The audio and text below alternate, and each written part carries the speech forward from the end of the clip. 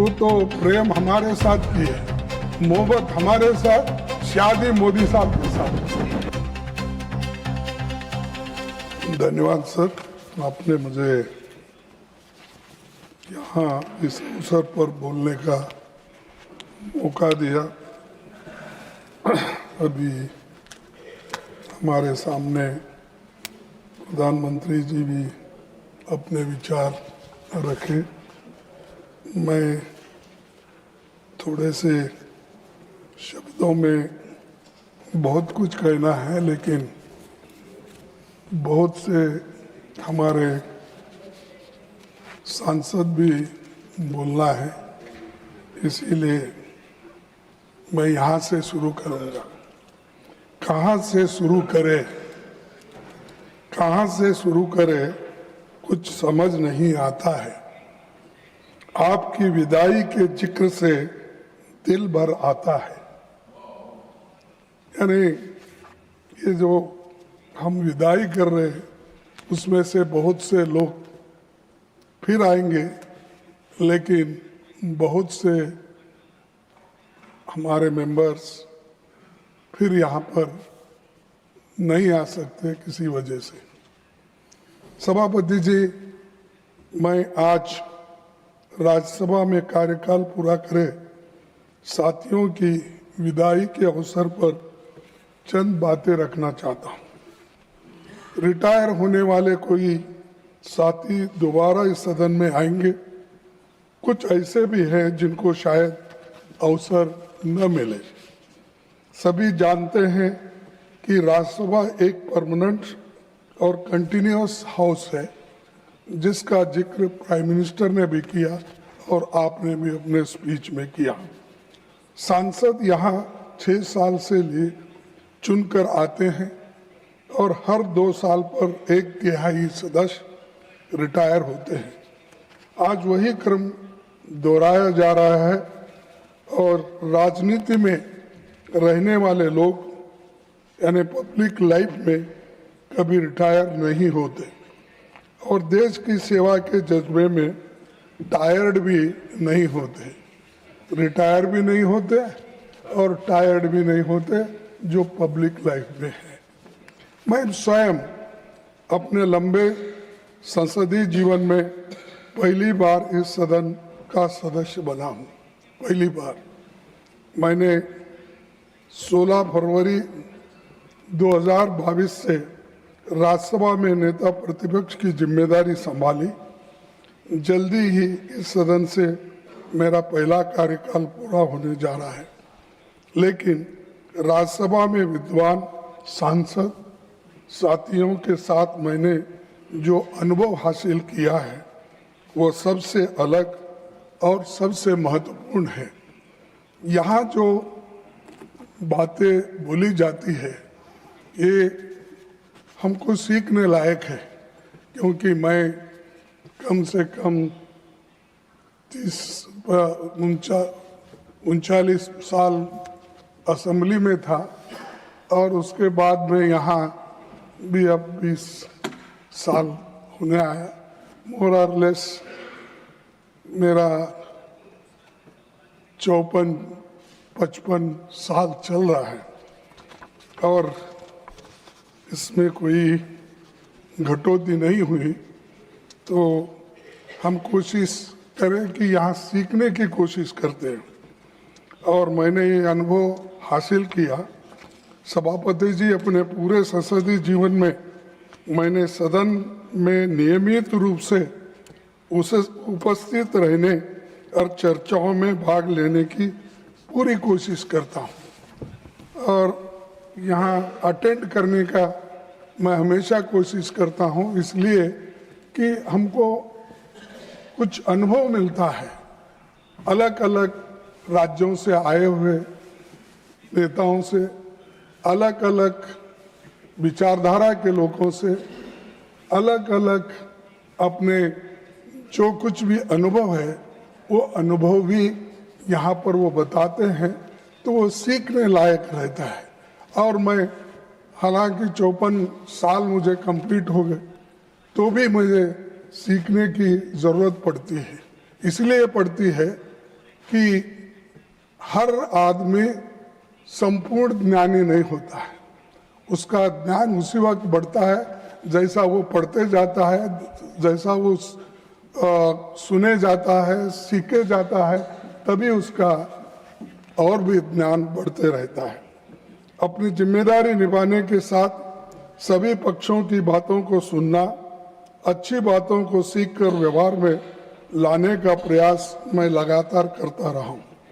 उच्च सदन में मेरा बहुत सा खट्टा मीठा अनुभव रहा है। मैं इस मत का हूँ कि इस सदन को और अधिक सार्थक बनाने के लिए बहुत कुछ नए प्रयासों की जरूरत है, ताकि उच्च सदन समाज को और देश को बेहतर संदेश दे सकते हैं, मार्गदर्शन कर सकते हैं। मैं सबसे पहले श्री एच.डी. देवेगौड़ा जी नहीं है, वो तो वहाँ उपस्थित थे लेकिन यहाँ नहीं है, तो एच.डी. देवेगौड़ा जी का उल्लेख करना चाहूँगा। वे प्रधानमंत्री और कई पदों पर रहे। मैं देवेगौड़ा को बहुत दिन से 54 साल से जानता हूँ, उनके साथ ही मैं काम किया, लेकिन क्या हुआ मुझे मालूम नहीं। वो तो प्रेम हमारे साथ किए, मोहब्बत हमारे साथ, शादी मोदी साहब के साथ की। ये रिसेंटली हुआ, तो आप ऐसा माने मुझे मालूम नहीं है। सर शरद पवार जी एक राष्ट्रीय नेता है, उनके साथ भी हमारा दशकों का जुड़ाव रहा है। मुझे खुशी है कि वे दोबारा इस सदन का मार्गदर्शन करेंगे। संसदीय मामलों के गहन जानकार हमारे डीएमके के साथी तिरुचि शिवा जी अगले 6 साल सदन की कार्रवाई में फिर भाग लेंगे और उन्होंने बहुत कुछ अपनी बातों को रखा। रामदास अथौले साहब, जिनका जिक्र हमारे प्रधानमंत्री जी ने किया, वो अपने कविता के रूप में ही हमेशा मोदी जी का गुणगान गाते हैं। हमेशा आपको छोड़ के दूसरा कविता ही उनको नहीं आती। जो कविता उन्होंने लिखती है वो सिर्फ आपके बारे में लिखती है। लेकिन मैं समझता हूँ ये 6 साल अब तो पूरा मिला है उनको, आगे तो जरा कम करेंगे ऐसा मैं सोचता हूँ। सर दिग्विजय सिंह जी को पूरा देश जानता है। एक दशक तक मध्य प्रदेश में मुख्यमंत्री के रूप में उनका बहुत अच्छा योगदान रहा। राज्यसभा सांसद और शिक्षा संबंधी संसदीय स्थायी समिति के अध्यक्ष के रूप में उन्होंने उल्लेखनीय काम किया और वो रिपोर्ट भी आज उन्होंने आपके सामने पेश किया। सर केटीएस तुलसी और अभिषेक मनु सिंघवी ने संसदीय वाद विवाद को गरिमा दी। नागरिक स्वतंत्रता, न्यायिक स्वतंत्रता और विभिन्न मुद्दों पर उनके भाषणों ने सदन पर गहरी छाप छोड़ी है। हमारे मुखर साथी शक्ति सिंह गोयल और नीरज डांगी की बातें करते हुए मैं भावुक होता हूँ, इसीलिए कि अपनी योग्यता और क्षमता के साथ इन्होंने सराहनीय योगदान दिया है। सदन के साथ साथ संसदीय समितियों में भी अच्छा काम किया है। विभिन्न विधेयकों पर चर्चा और ज्वलंत विषयों पर पूरी तैयारी के साथ अपनी बातें रखी और लोगों को सोचने पर मजबूर किया। श्रीमती रजनी पाटिल समाज कल्याण, महिलाओं और बच्चों से संबंधित मुद्दों पर लगातार मुखर होते रही। मुझे भरोसा है कि श्रीमती फूलो देवी नेतम कमजोर तबकों की बातों को सदन में आगे भी मजबूती के साथ रखेगी और उनको 6 साल का मौका और मिला है। श्रीमती फौजिया खान और श्रीमती प्रियंका चतुर्वेदी के योगदान को ये सदन याद रखेगा, क्योंकि वो हमेशा हर सब्जेक्ट पे खुद इन्वॉल्व होकर वो अटेंड करके अपनी विचार को आपके सामने, सदन के सामने रखते थे। उसी ढंग से साकेत गोखले, वो भी एक विद्वान है, युवा है, उसने भी बहुत कुछ अपना कंट्रीब्यूशन किया है। राज्यसभा के उपसभापति जी हरिवंश जी शालीन और शिष्ट व्यवहार वाले नेता है। मैं उन्हें शुभकामनाएं देता हूं और जिनकी तारीफ आज मोदी साहब ने पहली बार किए होंगे, मुझे मालूम है, तो उनका भी पीरियड ख़त्म हुआ, लेकिन वो हमेशा जो काम देते हैं वो काम इस सदन में करते रहते थे और आगे भी जिनको वो काम मिलेगा वो करते रहेंगे। बहुत सभ्य व्यवहार और सभ्यता से काम करने वाले एक हमको सभापति मिले, उपसभापति मिले। सर, अच्छा कानून बनता है तो उसमें सत्ता पक्ष ही नहीं, विपक्ष के सांसदों का भी बराबर की भूमिका होती है। संसदीय समितियों में उनका महत्वपूर्ण भूमिका होती है और हमेशा कोऑपरेशन से हम एक दूसरे को मदद कर सकते हैं, ना कि हेट्रेड से। तो इसलिए मैं इस वक्त इसलिए कहना चाहता हूं, हम जितना मिलके काम करेंगे उतना अच्छा है और कितना हम एक दूसरे को दूरी रखेंगे तो उतना ही मिसअंडरस्टैंडिंग, सस्पिशन ये सब हो जाएगा। तो इसीलिए मैं आने वाले दिनों में इस पर सभी लोग गंभीरता से सोचकर एक होकर काम करेंगे। मुझे लगता है कि इन भूमिकाओं में किसी तरह का अवरोध संसदीय संस्था को कमजोर करेगा। इस नाते मैं आपसे अनुरोध करूंगा कि इन सवालों पर आप गौर करें। इसीलिए मैं कहना चाहूंगा कि हाउस की सिटिंग्स और बढ़े और जनता के मुद्दों पर गंभीर चर्चा हो। प्राइम मिनिस्टर भी यहाँ है, मैं उनसे निवेदन करूंगा कि बहुत दिन लंबा सेशन चलने से डिस्कशंस अच्छे होते, कहीं इम्पोर्टेंट बिल को हम कम समय देते हैं और कहीं और भी अब चंद बिल को या चंद कार्यक्रम को हम 4 घंटे 8 घंटे और चंद बिल को हम 2 दिन 3 दिन देते हैं। तो ऐसा नहीं होना चाहिए। आप सबको मौका दो, 2-4 दिन ज़्यादा एक्सटेंड करें तो परवाह नहीं, लेकिन लोगों को उसके बारे में मालूमात होनी ये है और ये काम हमारे प्रधानमंत्री जी करेंगे। ऐसा तो आप कम बैठते हैं, लेकिन फिर भी अगर ज़्यादा दिन हमको मौका मिला, हम लोग सभी मिलके आपको अच्छा बिल देंगे, स्टैंडिंग कमेटी का अच्छा रिपोर्ट देंगे, सारी चीज़ें भी हम करेंगे। तो ये मैं आपसे चाहता हूँ कि पार्लियामेंट को ज़्यादा दिन देने का मौका प्राइम मिनिस्टर हमको देंगे। गरीबों, कमज़ोर तबकों को, किसानों और मजदूरों के हित के मुद्दों पर ज़्यादा बात हो सके। अक्सर जब हम ये मुद्दे उठाते हैं तो सत्ता दल इसे आलोचना मान लेता है और बिना सुने खंडन करने लगता है, जबकि सरकार को जनता की चिंताओं पर गंभीरता से गौर करना चाहिए। सभापति जी, सीमित अवसरों में भी जब सांसद अपनी महत्वपूर्ण बातें रखते हैं तो कई बार उन्हें कार्रवाई से हटा दिया जाता है। और जबकि मेरा खुद का अनुभव है, मैंने आपको 2 लेटर लिखा, मेरी अनपार्लियामेंट्री शब्द उसमें कोई नहीं थे, क्योंकि थोड़ा 1-2 शब्द आप अगर हटाएंगे वो पूरे सेंटेंस का मीनिंग चले जाता है।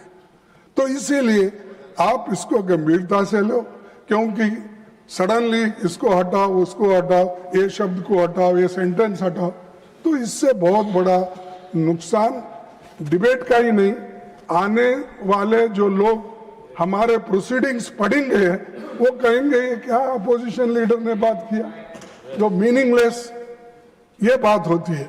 तो कम से कम मेरे को इस उम्र में वो सर्टिफिकेट तो मत दो जो मीनिंगलेस बात किया है। तो मैं ये चाहता हूं।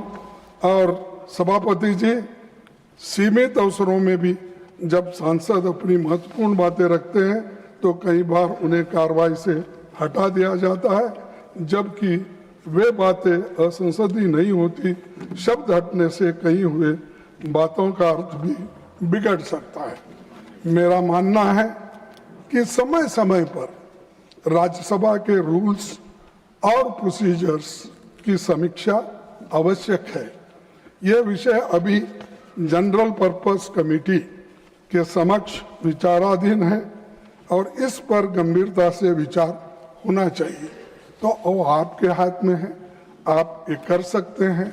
तो रूल्स ऑफ प्रोसीजर में अगर ठीक ठाक कर दिए तो यहाँ कुछ होने वाला नहीं है कि यहाँ आपको कोई, एक पार्लियामेंट्री डेमोक्रेसी में तो क्रिटिसिज्म होता है, आप भी मुझे कुछ बोलेंगे, मैं भी आपको कुछ बोलूंगा, ये डेमोक्रेसी का तरीका है। हाँ ठीक है, अगर हम गलत बोले तो कभी कभी हमको शर्मिंदा होना पड़ता, अरे ऐसी हमने गलत बातें बोली, ये ठीक नहीं है।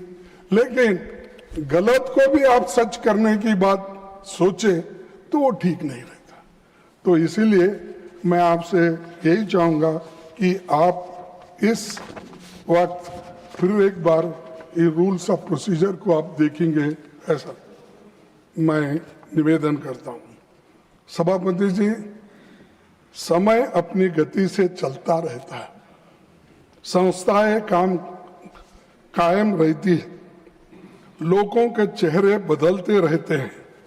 जो साथी दोबारा चुनकर आ रहे हैं उनका स्वागत है, जो यहाँ से रिटायर होकर जा रहे हैं वे सार्वजनिक जीवन में अपना योगदान जारी रखेंगे।